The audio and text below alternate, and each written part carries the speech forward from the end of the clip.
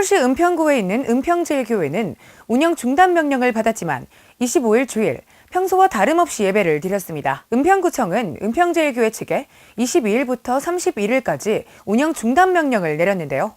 은평제일교회는 이에 굴하지 않고 7월 18일 주일에도 평소와 다름없이 예배를 드렸습니다. 당시 수도권 거리두기 4단계 및 법원 가처분 판결에 따라 허용된 예배 인원은 20명 미만이었는데요. 이에 구청 측은 올해 1월에도 은평제일교회에게 내린 운영 중단 명령에 이어 21일 또 운영 중단 명령을 통보했으나 교회 측은 이 같은 압박에도 불구하고 끝까지 방역수칙을 철저히 지키며 현장 예배를 드렸습니다. 은평제일교회 담임 목사 심화부 목사는 새벽 예배 설교 가운데 이에 대한 입장을 밝혔는데요. 운영 중지 명령을 내린 그 공문서 밑에 90일 이내에 불복할 수 있는 법이 적혀 있었다고 말했습니다. 이어 7월 31일까지 우리가 예배 중지 명령을 받았습니다. 그런데 다른 건 다 중지하라면 중지할 수 있습니다.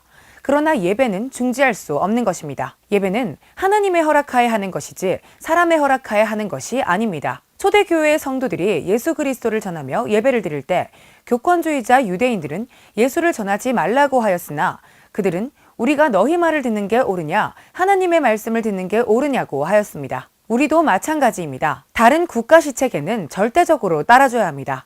방역도 철저하게 따라줘야 합니다. 그러나 콘서트 등 어디는 되는데 교회는 안 된다고 합니다. 교회만 안 되니까 문제가 되는 것입니다. 어떤 교회나 특권을 달라고 해본 적이 없습니다. 다른 데도 다 운영이 되니까 교회도 하겠다고 하는 것입니다. 라며 합리적인 취지의 설교 말씀을 전했습니다. 이어 은평제일교회의 현장 예배를 막기 위해 온 공무원에게 한마디 일침을 날리는 한 여성이 화제가 되었는데요. 그녀는 은평제일교회 성도인 듯 보였습니다. 그녀는 나는 자영업자다. 몇 달 동안 월세도 못 내고 11조도 못하고 카드로 월세 내고 있다.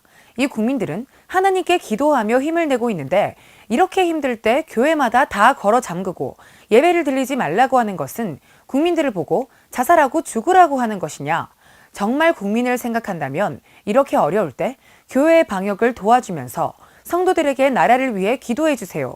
라고 예배를 권장하는 것이 옳다. 라고 주장했습니다. 이에 누리꾼들 중 같은 기독교인들은 현장 예배를 드리는 심화부 목사를 향해 예배에 목숨 거시는 목사님 화이팅입니다. 이게 공산국가가 아니고 뭔가 대한민국이 공산사회주의 되었다. 이 정부가 코로나를 핑계로 방역을 철저히 지키는 교회를 통제하고 길들이려 한다는 반응을 보였습니다.